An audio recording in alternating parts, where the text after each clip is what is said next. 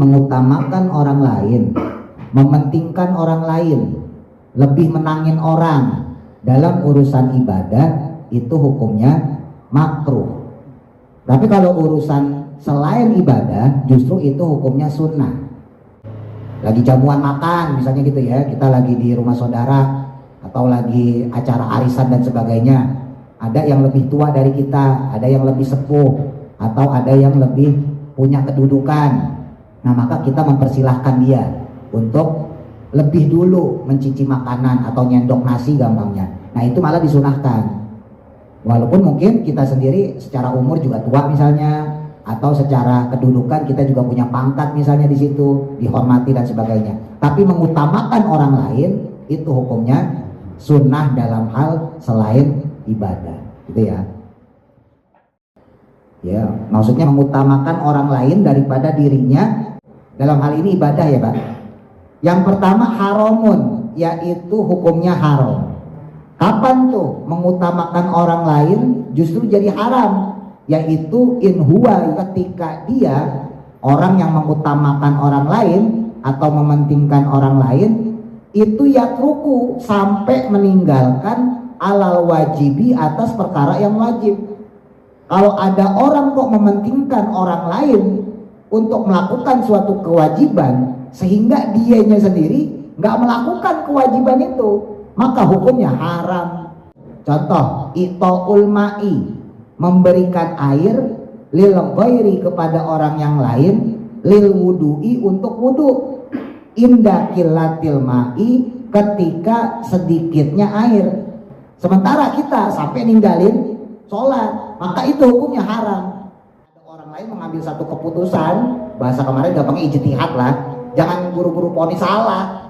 Ini ada orang sapnya kosong, tiba-tiba dia main maju, kita di belakang main maju aja, jangan begitu. Barangkali dia mengambil sisi syariat, mengutamakan yang sunnah tadi, fastabikul khairat. Atau sebaliknya, orangnya nggak maju, mempersilahkan orang lain. Kita juga jangan nyalahin, mungkin dia pakai kacamata hakikat, pakai kacamata tasawuf, secara adab, secara sosial, mempersilahkan yang lebih tua. Ya, sekali lagi, jadi kalau untuk masalah yang kayak gini tuh kita jangan mudah mengklaim, jangan mudah memvonis, karena kacamatanya tuh ada dua, ya, nggak bisa pakai satu. Beda sama hukum sholat 5 waktu wajib, ya.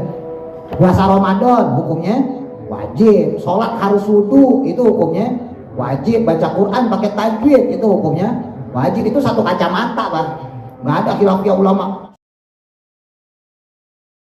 Allah Tuhan kami, Muhammad Nabi kami, Islam agama kami, Darul Muqimin jalan juang kami. Allah Tuhan kami, Muhammad Nabi kami, Islam agama kami, Darul Muqimin jalan juang kami.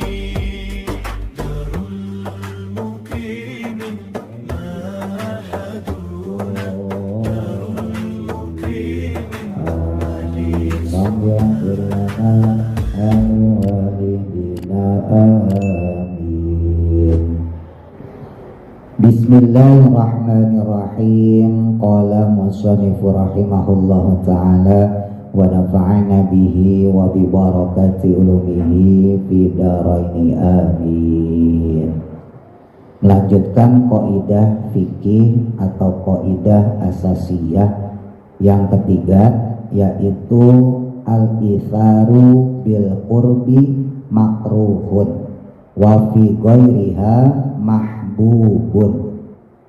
Al-itharu, adapun mengutamakan orang lain atau lebih mendahulukan orang lain, lebih mementingkan orang lain, bil qurbi, dalam taqarrub ilallah, dalam ketaatan kepada Allah, dalam beribadah kepada Allah, maka itu makruhun, hukumnya adalah makruh, tidak sampai haram ya, makruh. Kalau dilakukan tidak berdosa, tapi kalau ditinggalkan dapat pahala.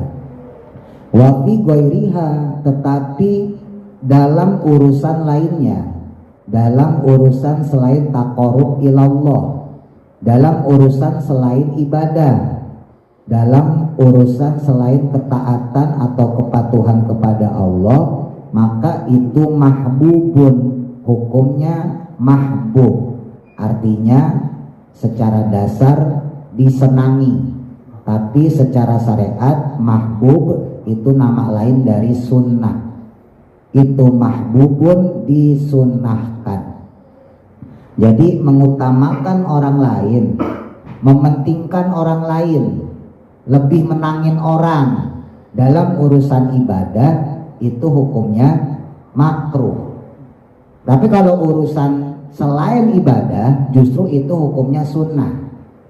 Nah seandainya nih ada satu musola, ya musola kita lah gampangnya gitu, targetnya korban sapi 4 kolektif, yang 3 udah penuh, sapi 4 udah dapat 6, tinggal 1. Nah kita niat untuk ikutan nih, saya pengen ikut jadi yang ke-7 kan genep ya.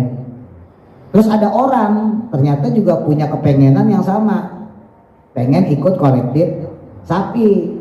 Nah datanglah kita ke ketua musola atau ke panitia, ini saya pengen ikut korban. Nah teman kita yang satu lagi, saya juga pengen ikut korban, sementara kuotanya tinggal 1. Ketika kita mementingkan orang lain, yaudah deh gue ngalah deh, lo aja deh. Nah itu makruh, kecuali kita ngalah terus kita beli kambing. Yaudah aneh ngalah, ntar aneh beli kambing, tetap dapat pahala kan. Tapi kalau ngalahnya kemudian menyebabkan dia jadi nggak korban, nah ini makruh, mengutamakan dalam urusan ibadah. Ya. Tapi kalau mengutamakan dalam urusan lain, misalnya makan, jalan, pokoknya selain ibadah ya, maka itu mahbub, itu disunahkan. Lagi jamuan makan misalnya gitu ya, kita lagi di rumah saudara atau lagi acara arisan dan sebagainya, ada yang lebih tua dari kita, ada yang lebih sepuh, atau ada yang lebih punya kedudukan. Nah maka kita mempersilahkan dia untuk lebih dulu mencici makanan atau nyendok nasi gampangnya. Nah itu malah disunahkan. Walaupun mungkin kita sendiri secara umur juga tua misalnya, atau secara kedudukan kita juga punya pangkat misalnya di situ, dihormati dan sebagainya. Tapi mengutamakan orang lain itu hukumnya sunnah dalam hal selain ibadah. Gitu ya. Allah berfirman Allah Ta'ala, Allah Subhanahu wa Ta'ala. Allah Subhanahu wa Ta'ala berfirman dalam surah Al-Hasyr ayat 9. Walladzina, dan orang-orang, maksudnya di sini kaum Ansor, ya sahabat-sahabat Nabi yang tinggal di Madinah, ya. Kalau sahabat-sahabat Nabi yang tinggal di Mekah disebut kaum Muhajirin. Dan mereka orang-orang Ansor, sahabat Nabi yang tinggal di Madinah, tabawwa'u, yang mana telah menempati ad-daro, suatu wilayah, maksudnya kota Madinah, wal imana, dan telah beriman, min qablihim, dari sebelum mereka, maksudnya sebelum kaum Muhajirin. Yuhibbuna, mereka itu mencintai, man, akan orang, hajaro, yang hijrah, ilaihim, yang datang kepada mereka. Orang-orang Madinah, mereka itu juga senang didatengin sama orang-orang Muhajirin, sahabat Nabi yang tinggal di Mekah. Wala yajiduna, dan tidaklah mereka memiliki fi sudurihim, dalam hati-hati mereka, hajatan, suatu kebutuhan. Sahabat Nabi yang di Madinah alias kaum Ansor baik kepada sahabat Nabi yang tinggal di Mekah ketika hijrah atau Muhajirin, itu tulus ikhlas, tanpa ada suatu hajat, tanpa ada suatu kemauan, ya, bukan karena ada maunya ngebaikin orang-orang Mekah, mimma, dari apa-apa, utu, yang diberikan, wa yusiruna, dan ini katanya ya isar, yusirun, mereka dalam hal ini kaum Ansor mengutamakan kaum Muhajirin ala anfusihim, atas diri mereka sendiri, walau kana, walaupun adanya bihim pada mereka, pada kaum Ansor yang menolong Muhajirin, khososotun, suatu kesulitan, suatu kesusahan. Dia tetap tolong tuh orang-orang yang hijrah dari Mekah walaupun dia sendiri dalam keadaan kesusahan. Waman, maka siapa orang yuko yang dipelihara atau dijaga syuha nafsihi, dari sifat kikir dirinya, dari sifat pelit atau bakhil dirinya, faulaika, maka sesungguhnya mereka itu humul muflihuna, mereka adalah orang-orang yang beruntung. Jadi ketika Nabi Muhammad SAW hijrah ke Madinah, ya Pak, orang-orang Islam di kota Madinah itu mempersilahkan orang-orang Muhajirin untuk mengambil dunia mereka. Orang Madinah ada yang punya ontak misalnya 5 pasang, itu orang Muhajirin dibagi sarang sepasang, dia sisain buat diri dia sepasang. Ada orang Madinah punya sapi 5 misalnya, dibagiin yang 4 sepasang. Orang itu cukup ngambil sepasang doang. Ada orang punya kambing beberapa pasang, dikasih kepada orang-orang Muhajirin. Ini urusan dunia ya, urusan kasih tuh. Ada yang butuh kebun, saya punya kebun luas, yaudah kita bagi 2 deh, saya separuh kamu separuh. Tuh orang-orang Muhajirin diberikan secara tulus ikhlas oleh kaum Ansor.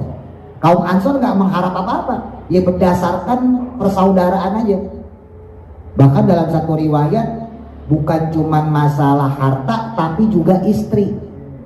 Ada yang punya istri 2, ada yang punya istri 3, 4. Kamu pilih mau yang mana. Istrinya itu diceraiin jadi milik dia. Sampai segitunya. Tapi orang-orang Muhajirin juga ketika mereka berdagang, usaha, kerja, sukses, nggak lupa sama kaum Ansor ya. Contoh misalnya sahabat Abu Bakar. Sahabat Abu Bakar tuh orang kaya, Pak. Ya, duitnya banyak, tapi ketika hijrah ya kagak bawa apa-apaan, ditinggalin semua. Jadi orang-orang Muhajirin, sahabat Nabi yang di Mekah, ketika hijrah tuh bawa seadanya. Kebutuhannya apa? Makan selama perjalanan misalnya gitu ya. Kambing cuman beberapa ekor, onta cuman, ya karena ngumpet-ngumpet hijrahnya supaya nggak ketahuan orang kafir, kan peristiwanya begitu. Nah sahabat Abu Bakar dasar otaknya cerdas, ya pedagang ulung, maka nggak lama setelah beliau hijrah ke Madinah dikasih modal oleh beberapa sahabat kaum Ansor, kaya lagi. Lah uratnya kaya ya. Orang kalau uratnya kaya miskin bentar, kaya lagi Pak. Beda sama orang uratnya miskin, kebalikannya, kaya dikit ya miskin lagi. Orang uratnya miskin. Sahabat Abdurrahman bin Auf itu terkenal juga orang kaya ya, sahabat Nabi yang hijrah dari kota Mekah. Ketika datang ke Madinah ya nggak punya apa-apa, nggak punya harta, padahal waktu di Mekah kaya. Cuman dasar uratnya kaya ya, nggak lama kemudian ya kaya lagi. Intinya peristiwa hijrah itu menggambarkan tentang saling bahu-membahunya para sahabat Nabi, nggak peduli dengan suku atau marga atau tempat wilayah. Karena memang salah satu misi Islam itu kan adalah untuk mempersatukan umat. Jadi kalau kita sebagai seorang muslim sebetulnya udah nggak boleh tuh rasis ya, yang orang Betawi ngejelekin orang Jawa, yang orang Jawa ngejelekin orang Sunda, yang orang Sunda ngejelekin orang Betawi, kagak boleh.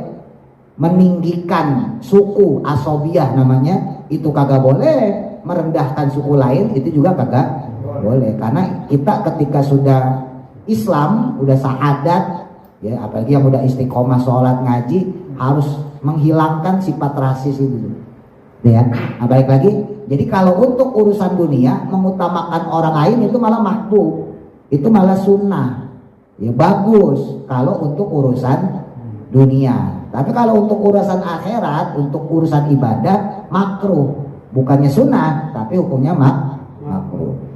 Dalil lain, walikuli, dan bagi setiap umat wijhatun, punya arah kiblat. Huwa, yang adapun dia itu muwaliha, ya dia menghadapnya. Fastabikul khairat. Nah ini garis bawahnya, maka berlomba-lombalah dalam kebaikan. aina ma takunu, di mana saja kalian berada, ya'ti bikum, pasti akan mengumpulkan kalian Allah subhanahu wa ta'ala jami'an semuanya. Niscaya nanti kita bakal dikumpulin lagi di akhirat, ya karena kita bertanggung jawab atas perbuatan kita selama di dunia. Innallaha, sesungguhnya Allah, ala kulli syai'in, atas setiap sesuatu itu qadirun, zat yang maha mengetahui, ya. Ini surah Al-Baqarah ayat 148.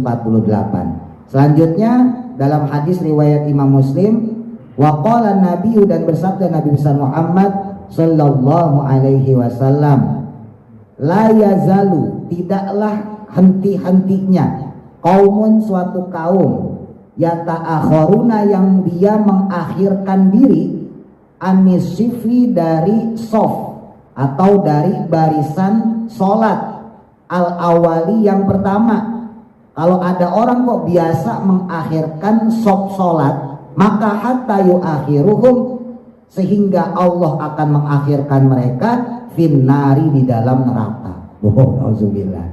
Ya, mengakhirkan sof di sini ada 3 makna, ya Pak.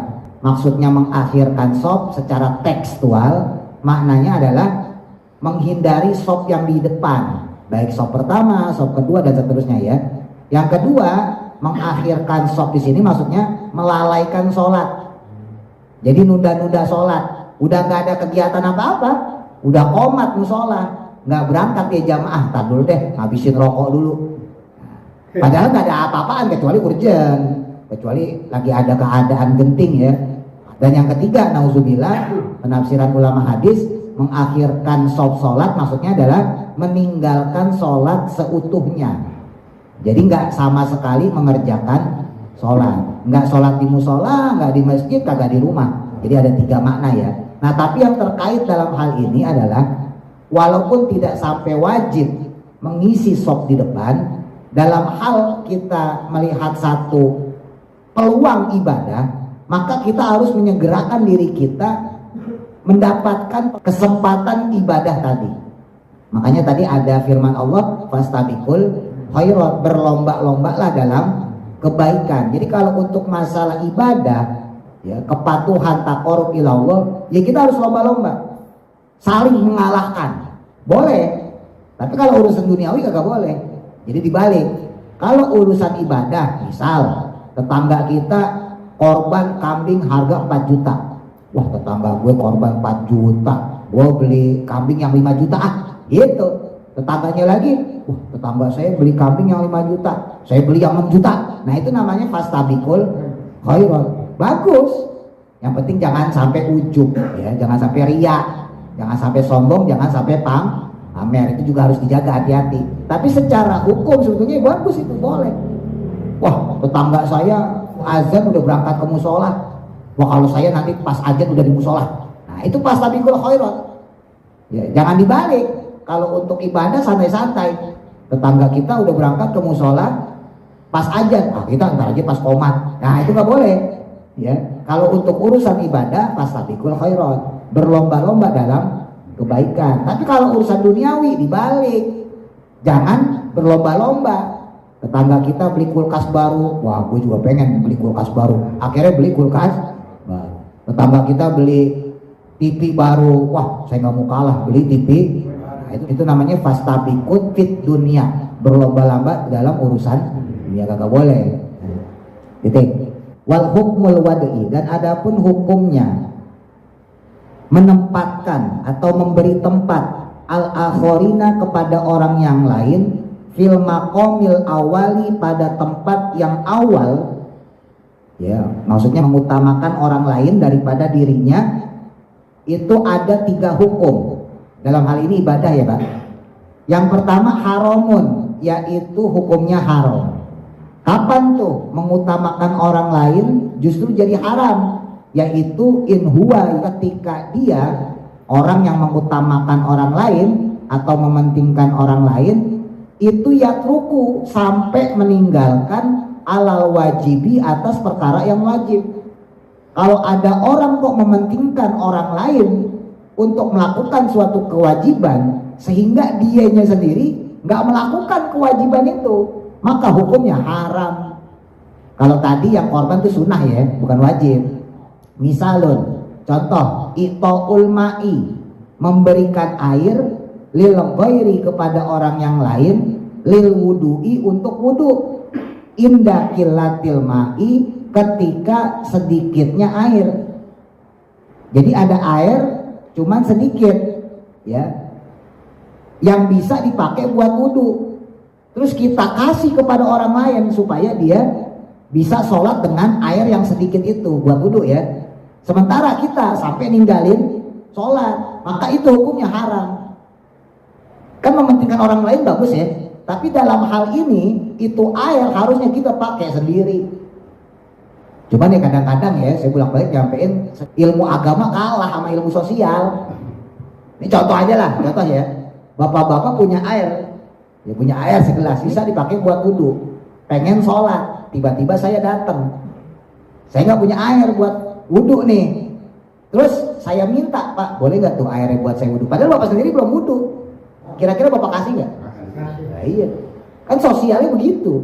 Harusnya jangan. Enak aja Pak Ustadz. Ya, ini buat wudu saya. Harusnya begitu.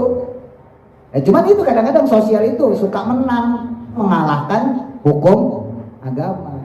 Ya saya nerangin secara syariat ya. Adapun perkara selanjutnya itu terserah bapak. Tapi yang jelas secara syariat, gak boleh kita mementingkan orang lain dalam urusan ibadah dalam hal ini. Apalagi sampai kita meninggalkan ibadah itu. Misalnya tadi tuh, bapak ngasih ke saya, berhubung misalnya pam mati ya, air pada rusak, pokoknya kagak ada air lah. Terus akhirnya saya wudhu pakai air ini kan, terus kemudian saya sholat. Berarti kan selesai tugas saya. Lah bapak punya kewajiban, gak dijalanin, akhirnya gak melaksanakan sholat. Dosanya double. Dosa pertama karena meninggalkan sholat, dosa yang kedua mementingkan orang lain untuk beribadah sementara dirinya meninggalkan kewajiban. Paham ya maksudnya ya? Atau contoh lain misalnya baju, gampangnya nih. Kita dalam satu perjalanan ya, katakan kita belum sholat zuhur ya, berdua bertiga sama teman misalnya gitu, mampirlah kita ke suatu musola atau suatu masjid. Di situ ada pakaian bersih, pakaian suci. Sementara waktu sudah menunjukkan 2:30, katakan jam 3 asar lah gitu ya. Kalau kita pakai misalnya buat bertiga, ini habis waktu zuhur, kita belum sholat zuhur, kita wudhu, ya ini pas tabiqul khairat, buru-buru, orang cuma satu sarungnya baju kokonya, buru-buru siapa yang lebih dulu. Jangan udah kita pegang terus kita serahin ke orang, udah kamu aja sholat duluan, baju kita najis, baju sucinya cuma satu, udah kamu aja duluan. Mempersilahkan orang lain untuk menggugurkan kewajiban dia, sementara kita nggak melaksanakan kewajiban. Selesai dia sholat, masuk waktu asar, Allahu Akbar, kita kena dosa dua. Dosa pertama nggak sholat zuhur, dosa kedua memberikan orang lain peluang untuk melakukan kewajiban sholat zuhur, sementara kitanya belum melaksanakan sholat zuhur. Gitu ya. Nah itu kalau urusan kewajiban. Yang kedua, mengutamakan orang lain dalam ibadah, wa makruhun, hukumnya makruh, in huwa, yakni jika dia itu yatruku, sampai meninggalkan ala sunati, atas suatu ibadah sunnah. Kalau meninggalkan kewajiban hukumnya haram, kalau meninggalkan suatu kesunahan hukumnya makruh.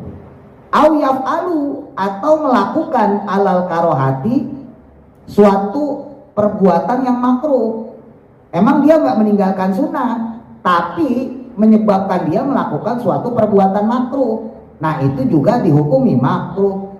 Misalun contoh, dakwatu ghairi, yaitu mempersilahkan orang selain dirinya ila sofi, untuk mengisi sof alladzi amamahu, yang berada di depannya, fi sholatil jamaati, pada sholat jamaah. Tuh. Kan seringkali kita ada saf kosong, terus kita persilahkan orang, apalagi yang kita persilahkan biasanya orang tua ya, maju gitu ya. Nah ini dalam hal hukum sebetulnya makruh. Jangan mempersilahkan orang, kita yang maju, karena ini pas tabiqul khairat. Kan makin depan makin gede pahalanya Pak ya. Lagi-lagi ini urusan syariat ya. Fakta sosial kagak begitu. Ada Pak Haji Wagimin, ada saya. Saf depan kosong, tinggal satu orang yang depan. Nah, Pak Haji Wagimin mempersilahkan saya mempersilahkan Pak Haji Wagimin karena lebih tua dari saya. Pak Haji Wagimin mempersilahkan saya karena saya ustaz, kan repot ya kan? Urusan sosial tuh begitu. Tapi kalau bicara hukum syariat, sebetulnya hukumnya makruh. Kalau ada peluang pahala, ya kita buru-buru, jangan disia-siain, jangan sampai dikasih orang. Makanya yang kayak begini-gini nih, ini kadang-kadang kacamata syariat sama kacamata hakikat tuh benturan, Pak. Ya, ada kalanya kacamata syariat sama kacamata hakikat tuh sama. Ya, seiring seperjalanan lah. Tapi ada juga kadang-kadang kacamata syariat sama kacamata hakikat yang berbenturan. Nah, ini salah satunya. Kalau pakai kacamata syariat, ya pakai kacamata hukum fikih gampangnya, maka mempersilahkan orang lain hukumnya makruh. Walaupun tidak sampai haram ya. Tapi kalau pakai kacamata hakikat, hukum tasawuf, akhlak, adab, justru malah bagus mempersilahkan orang lain, apalagi dia lebih tua. Kan dia udah tua, kesempatan ibadahnya dikit, siapa tahu besok mati. Nah, kalau kita masih bisa besok-besok, gampangnya begitu. Nah, itu tapi kadang-kadang yang kayak gitu tuh serba salah ya.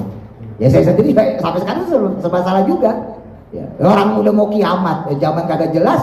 Jadi kadang-kadang sosial sama hukum juga kagak jelas gitu. Kita mau pakai hukum fikih, takutnya nanti disangka saklek, kan gitu. Kalau kita pakai hukum sosial, kok kesannya kayak orang bodoh nggak ngerti fikih. Serba salah.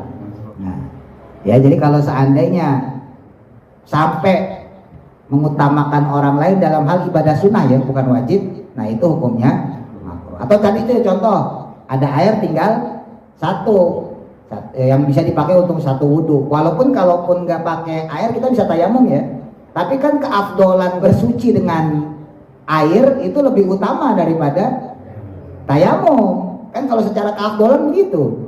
Maka ketika kita mempersilahkan orang lain wudhu dengan air tersebut sementara kita lebih memilih tayamum, maka kita jatuh kepada sesuatu yang makruh tadi itu. Walaupun kita sendiri masih bisa melakukan ibadah, kan kita tayamum, sholat masih bisa, nggak meninggalkan sholat, bersucinya dapat, sholatnya dapat, tapi bersucinya kita pakai tayamum bukan pakai air, meninggalkan satu keafdolan. Nah itu juga dihukumi makruh. Ya lagi-lagi ntar tinggal menang-menangan secara sosial ya. Kalau kita orang tua enak, kita masih bisa menang. Nah kalau kita yang masih muda, kan kalau sama orang tua repot, ya kan? Ya serba salah. Misalnya saya kan muda nih teman, yang lain kan tua semua. Harusnya kan ketika salam-salaman saya cium tangan, iya enggak? Saya sama Pak Haji Wagimin cium tangan, Pak Haji Rijal cium tangan, Pak No, Pak Supri saya cium tangan, Mas Doni cium tangan. Kalau pakai hukum sosial, tapi kalau pakai hukum syariat nggak apa-apa nggak cium tangan, orang bukan guru kan begitu. Sebaliknya saya ketemu guru saya yang lebih muda dari saya, ya saya cium tangan. Oh syariatnya cium tangan, gitu ya. Ya itu kadang-kadang bentrok tuh Pak di situ. Saya juga kagak mau mikirin sih, bodo amat lah, ya. Karena mikirin itu pusing loh. Harusnya saya cium tangan sama Bang Sahril sama Bang Bukai, ya, cium tangan sama Pak Haji Wagimin, cium tangan sama Pak Haji Rijal, ya. Cium tangan sama Pak Didin. Yang lain yang lebih tua saya cium tangan. Yang repot kan disangkain mantunya gimana? Mantunya itu, gitu. Kan repot ya. Ya udah nggak usah cium tangan dah. Nah begitu pula bapak sebaliknya kalau pakai hukum fikih syariat, murid harus cium tangan sama guru.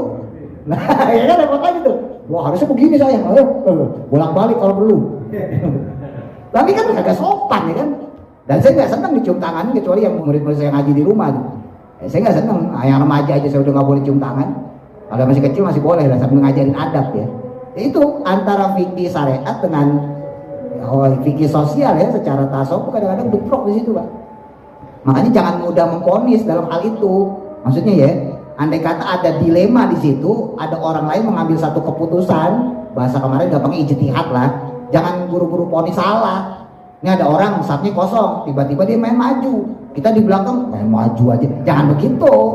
Barangkali dia mengambil sisi syariat, mengutamakan yang sunnah tadi, fastabiqul khairat, gitu ya. Atau sebaliknya, orangnya nggak maju, mempersilahkan orang lain. Kita juga jangan nyalahin. Orang bukannya maju malah nyuruh orang lain. Nah ini jangan juga. Mungkin dia pakai kacamata hakikat, pakai kacamata tasawuf, secara adab, secara sosial, mempersilahkan yang lebih tua. Ya sekali lagi, jadi kalau untuk masalah yang kayak gini tuh kita jangan mudah mengklaim Jangan mudah memvonis karena kacamatanya itu ada dua, ya nggak bisa pakai satu. Beda sama hukum sholat. Hukum sholat 5 waktu wajib, ya. Puasa Ramadan hukumnya wajib. Sholat harus wudu itu hukumnya wajib. Baca Quran pakai tajwid itu hukumnya wajib. Itu satu kacamata, Pak. Nggak ada itu khilafiyah, nggak ada khilafiyah ulama. Sholat 5 waktu hukumnya tidak wajib, kagak ada. Semua sepakat wajib. Tapi kalau yang kayak begitu, yang bertemu dengan hukum sosial, kayak ulama pasti khilafiyah, beda pendapat. Ulama syariat mementingkan fikihnya, ya pas sabiqul khairat maju. Ada air cuma 11 ya pakai. Ngapain buat orang?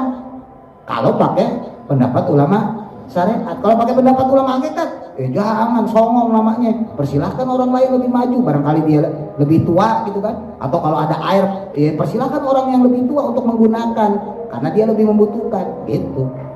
Ya. Terakhir yang ketiga, wa khilaful aula. Dan khilaful aula. Khilaful aula itu menyalahi keutamaan. Nah, gampangnya gitu ya. Ada sesuatu yang utama tapi ditinggalin sama dia. Nah, itu namanya khilaful aula. Kemarin saya beri contoh, misalnya kayak doa iftitah. Masih ingat ya? Kalau menurut mazhab kita yang mazhab Syafi'i, doa iftitah itu kan sunnah. Ya, bukan sunnah abad, bukan sunnah yang merupakan bagian dari sholat. Sehingga ketika ditinggalkan pun nggak perlu sujud sawi. Doa iftitah ya, beda sama doa kunut. Nah, tapi kalau menurut mazhab Hanafi, doa iftitah itu wajib, bukan sunnah. Ya, baik yang pakai Allah Akbar kabiro maupun Allah Akbar baik-baik ini. Misalun contoh, qaddamal akhori, mendahulukan orang yang lain atau mengutamakan orang yang lain, liyakunu, supaya dia menjadi imaman, seorang imam, fi sholati, di dalam sholat. Maksudnya sholat berjamaah. Padahal dia sendiri itu memenuhi persyaratan menjadi imam. Yang pertama ya fasih, yang kedua alim, yang ketiga waro, ya 4 adil. Dia memenuhi persyaratan menjadi imam tapi mempersilahkan orang yang lain. Itu hukumnya khilaful aula. Nah, itu namanya khilaful aula. Saya beri contoh satu lagi lah. Waktu itu kita bahas di tafsir Fatihah ya, lafaz surah Fatihah. Yang ketujuh yang terakhir, siratal ladzina an'amta alaihim ghairil maghdubi alaihim waladdallin. Tandanya itu kan lam alif. Siratal ladzina an'amta alaihim, tandanya lam alif ya. Ghairil maghdubi alaihim waladdallin. Lam alif itu singkatan dari la waqafa bihi, yang artinya la itu tidak atau dilarang, waqafa artinya berhenti, bihi dengannya. Maksudnya di situ. La waqafa bihi nggak boleh berhenti di situ atau dilarang berhenti di situ. Nah, ini terjadi perbedaan pendapat ulama tuh Pak, khilafiyah ulama. Pendapat ulama yang pertama mengatakan, ya mutlak kagak boleh berhenti, harus ditabrak. Pendapat ulama yang kedua mengatakan boleh berhenti kalau nggak kuat napas. Pendapat yang ketiga boleh berhenti kalau kagak tahu. Nah, demi menyelamatkan, ini lagi-lagi khilaful aula. Lebih baik jangan ambil pendapat yang kedua sama pendapat yang ketiga. Pendapat yang kedua mengatakan boleh berhenti kalau kagak kuat napas. Yang ketiga boleh berhenti kalau kagak tahu. Yang kedua nih boleh berhenti kalau kagak kuat napas. Kan masih bisa ditabrak pakai pendapat yang pertama. Kalau yang ketiga boleh berhenti kalau kagak tahu. Masa seujuk-ujuk baca Fatihah kagak tahu? Di situ siratal ladzina an'amta alaihim ghairil maghdubi alaihim waladdallin. Kan pasti tahu di situ ada tanda lam alif. Ya, yang maksudnya nggak tahu tuh kalau Bapak baca Quran nih, ternyata di situ lam, wah udah terlanjur berhenti, ya udah terusin aja. Itu namanya kagak tahu. Lah kalau Fatihah, masa kagak tahu? Dari kecil kita baca, di situ tandanya lam. Nah, maka yang menyelamatkan, nah nih khilaful aulanya, ya udah kita tabrak. Kalau emang kuat, bacanya lengkap, siratal ladzina an'amta alaihim ghairil maghdubi alaihim waladdallin. Kalau emang nggak kuat, saya contohin, saya tabrak. Siratal ladzina an'amta alaihim ghairil maghdubi alaihim, ya, ghairil maghdubi alaihim waladdallin gitu. Lagi-lagi tujuannya apa? Karena kita sama-sama nggak tahu tadi akhirat yang benar yang mana. Kalau ternyata di akhirat yang benar adalah nggak boleh berhenti seperti pendapat mutlak yang pertama, maka kita benar, kan begitu. Kalaupun yang kedua ternyata boleh berhenti, kita juga tetap benar. Orang hukumnya boleh bukan wajib. Secara hukum juga kita tetap sah sholatnya, bacaan Fatihahnya. Tapi kalau kita berhenti di situ, siratal ladzina an'amta 'alaihim ghairil maghdubi 'alaihim waladdallin. Maka kita cuma dapat pendapat yang kedua, yang boleh berhenti kalau kagak kuat napas. Lah takutnya nanti di akhirat ternyata yang benar pendapat yang pertama. Nombok dari mana? Paham ya? Jadi kadang-kadang dalam satu hukum khilafiyah, buat kita yang belajar fikih itu harus nyari selaan lah, gampangnya ngakalin gimana caranya supaya kita nggak terjatuh pada hukum yang khilaful aula tadi, yang menyebabkan atau berkonsekuensi jangan-jangan yang kita lakukan salah. Gimana caranya supaya kita lakukan tetap dianggap benar, yaitu ambil fadilah-fadilah yang lebih utama tadi. Walaupun secara hukum mungkin kita lebih condong sama pendapat yang berbeda. Seperti tadi misalnya ya, saya sendiri ketika baca selain sholat, misalnya ketika kita buka taklim kan Fatihah tuh, kadang-kadang saya kagak kuat, saya berhentiin. Siratal ladzina an'amta 'alaihim, saya berhenti. Ghairil maghdubi 'alaihim waladdallin. Kenapa? Karena ada pendapat yang kedua memperbolehkan berhenti kalau kagak kuat. Cuman bukan di sholat. Kalau di sholat resikonya gede. Bisa bedain ya? Paham gak maksudnya? Kalau di sholat resikonya gede. Kalau kita salah kan gak bisa diulang sholatnya. Kalau ini seandainya salah nih, Fatihah salah di akhirat, gila nih salah, harusnya disambung. Biarin lah, orang cuma buka pengajian doang. Tapi kalau sholat, nah repot, nomboknya dari mana? Jadi kalau urusan sholat tuh begitu. Kayak tadi doa iftitah. Doa iftitah itu emang sunnah menurut mazhab Syafi'i. Tapi kalau menurut ulama yang lain, mazhab Hanafi misalnya, wajib. Makanya kalau sholat sunnah gak apa-apa, tinggalin. Walaupun sekali tetap pakai. Karena sholat sunnah seandainya yang bener pakai doa iftitah, nah kan sholat sunnah ini. Tapi kalau sholat wajib ditinggalin doa iftitah. Kalau ternyata nanti di akhirat yang bener pakai doa iftitah, ya repot. Makanya dalam mazhab Syafi'i saja doa iftitah itu kalau rakaat pertama nggak bisa dibaca, boleh dibaca rakaat kedua. Nggak bisa dibaca rakaat kedua, baca rakaat ketiga. Kan kalau kita jadi jamaah kan tergantung imam ya Pak. Kita masuk sholat, masuk masjid, imam udah baca qul rakaat pertama, Allahu Akbar, jangan doa iftitah, imamnya ada qul Bismillahirrahmanirrahim, qul huwallahu ahad, ya kita baca Fatihah langsung, Bismillahirrahmanirrahim. Nanti rakaat kedua baru kita baca doa iftitah, boleh sah. Kalau nggak mencukupi juga waktunya, kita menaruh di rakaat ketiga nggak masalah, gitu ya. Itu aja, mudah-mudahan manfaat. Wallahu a'lam. Al-Fatihah. A'udzu billahi minasy syaithanir rajim. Bismillah.